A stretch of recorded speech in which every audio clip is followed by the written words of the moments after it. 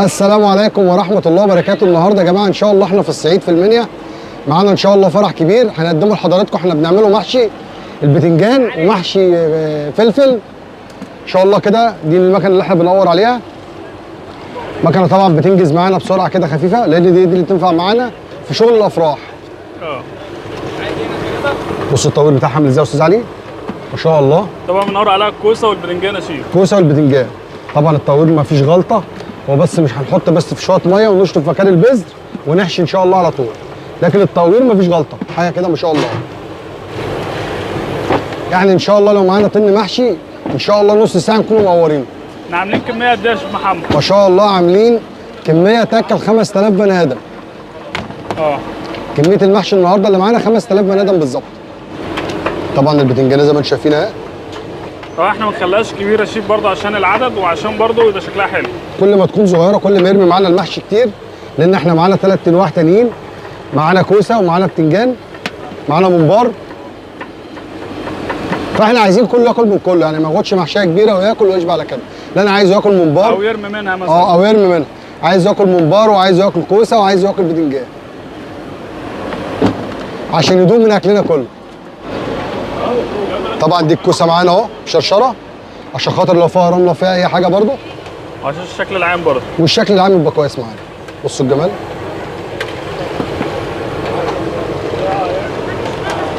طبعا احنا دايما بننقي الكوسه الرفيعه في الشكل بتبقى احسن كمان يا شيخ، تبقى شكلها جميل في الطبق وما تحضرش كتير. بص الجمال يا استاذ علي،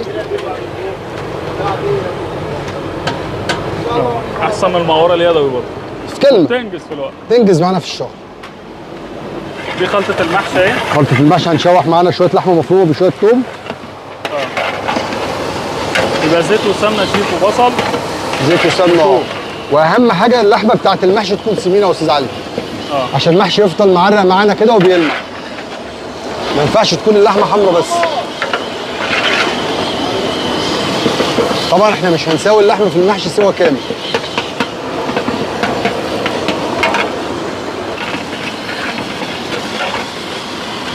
هننزل بقى بالرز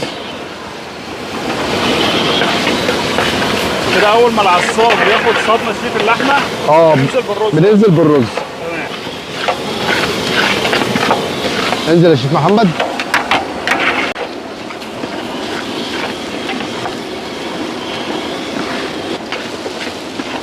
السوا هنا هيكون قد ايه يا شيف؟ احنا بنطبق بس الرز بنطعمه يا استاذ علي، زي ما نكون بنعمل شويه رز كده وبندوم من كل حاجه، نخلي تيست الرز عالي بحيث انه يظبط معانا المحشي بعد كده.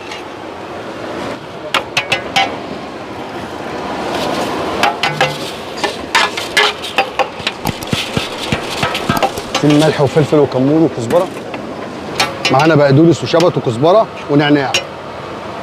دي كده الخضره بتاعت المحشي. طبعا لسه معانا صلصه شيف. معانا صلصه لسه، بس بعد الرز ما نطبقه كويس والبهارات بقى. ياخد التوابل بتاعته وننزل بالصلصه على طول. معانا فلفل شطه كمون وكزبره ورزمان والملح. دي كده التوابل اهي.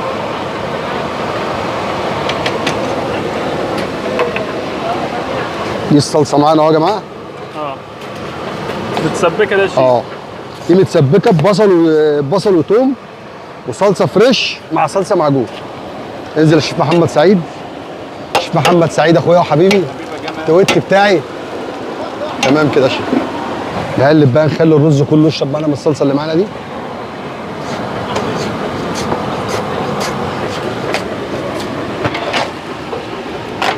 صلصه معجونه يا استاذ علي عشان خاطر اللون بتاعنا بيطلع جميل ان شاء الله.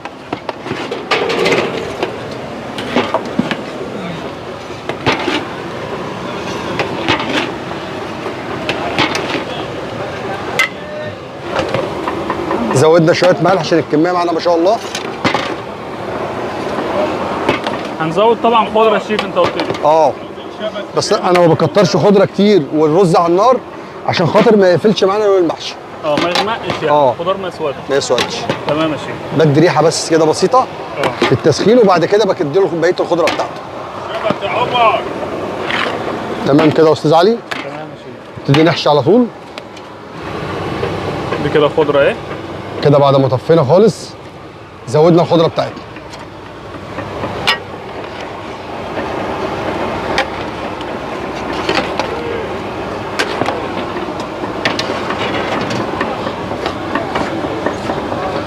ان شاء الله نبتدي نحشي على طول كده يا استاذ علي. كده يا جماعه بعد ما قورنا عملنا الخلطه وبنبدا نحشي المحشي معانا اهو. كوسه وبتنجان، خلطه معانا ما شاء الله، واخد نعناع وبقدونس وشبت، شويه كزبره ناعمين. ده محشي الافراح. دي كده معانا طريقه الحشو، ما بنحشيش للاخر عشان لسه طبعا الرز بيستوي معانا، بيزيد معانا في البتنجان.